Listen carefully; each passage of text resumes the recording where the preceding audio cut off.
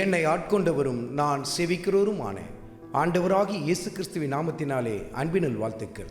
கிறிஸ்து இயேசுக்குள் மிகவும் பிரியமான அன்பு சகோதர சகோதரிகளே, கர்த்தருடைய ஆவியானவர் இந்த நாளில் நமக்கு உணர்த்தி காட்ட விரும்புகிற மிக முக்கியமான ஒரு காரியம், நம் நாவை நாம் எதற்காக பயன்படுத்துகிறோம். ஒரு கூட்டம் எதற்காக பயன்படுத்துகிறாங்கன்னா, மற்றவங்களை குறித்து பேசுவதற்காக தான். மற்றவங்களுடைய குறைகள், குற்றங்கள், வீண் புரளிகள், வதந்திகள், இந்த வீட்டில் இப்படி நடந்துதான், அவங்களுக்கு இப்படி நடந்துதான், இதுதான் போய் மற்றவங்களுக்கு சொல்கிறதுக்காக தான் அவங்க தன் நாவை பயன்படுத்துவாங்க. இப்படி எண்ணற்ற ஜனங்கள் காணப்படுகிறார்கள். மற்றும் ஒரு கூட்டம் எப்படியாய் காணப்படுகிறது தெரியுமா?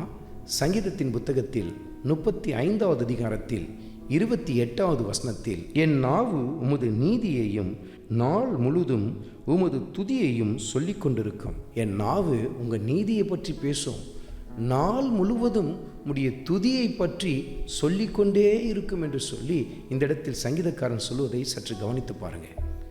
2 வகையான கூட்டம்தான். நீங்கள் எதற்குள்ளே இருக்கிறீங்கன்றதை நிதானித்து பாருங்கள். எப்பொழுது பார்த்தாலும் அடுத்த வீட்டு கதை குறித்து பேசி கொண்டிருக்கிறீங்களா?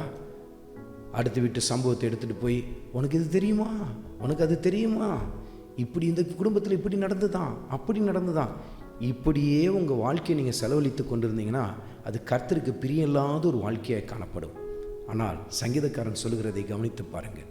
என் நாவு உம்முடைய நீதியை பேச ஆரம்பிக்கிறது, உம்முடைய துதியை நாள் முழுவதும் சொல்லி கொண்டிருக்கிறது. அதாவது உம்முடைய துதியை சொல்லி கொண்டிருக்கிறது என்று சொன்னால், ஆண்டவரே நீர் செய்த அற்புதங்கள், அதிசயங்கள், ஆச்சரியமான காரியங்கள், அவைகளையெல்லாம் சொல்லி சொல்லி சொல்லி நான் உம்மை மகிமைப்படுத்தி கொண்டிருக்கிறேன் என்று சொல்லுகிறார். அருமையான மகனே, அருமையான மகளே, இன்றைக்கு நீங்கள் எப்படிப்பட்டவர்களாக இருக்கிறீர்கள் என்பதை நிதானித்து பாருங்கள். நம்முடைய வாயிலிருந்து புறப்பட்டு வருகிற வார்த்தைகள் கர்த்தருக்கு ஏற்புடையவைகளாய் காணப்படட்டும். அது கர்த்தருக்கு மகிமையை கொண்டு வருகிற வார்த்தைகளாய் அமையட்டும். ஆண்டவராகிய இயேசு கிறிஸ்துவின் கிருபை உங்கள் அனைவரோடும் கூட இருப்பதாக. ஆமென்.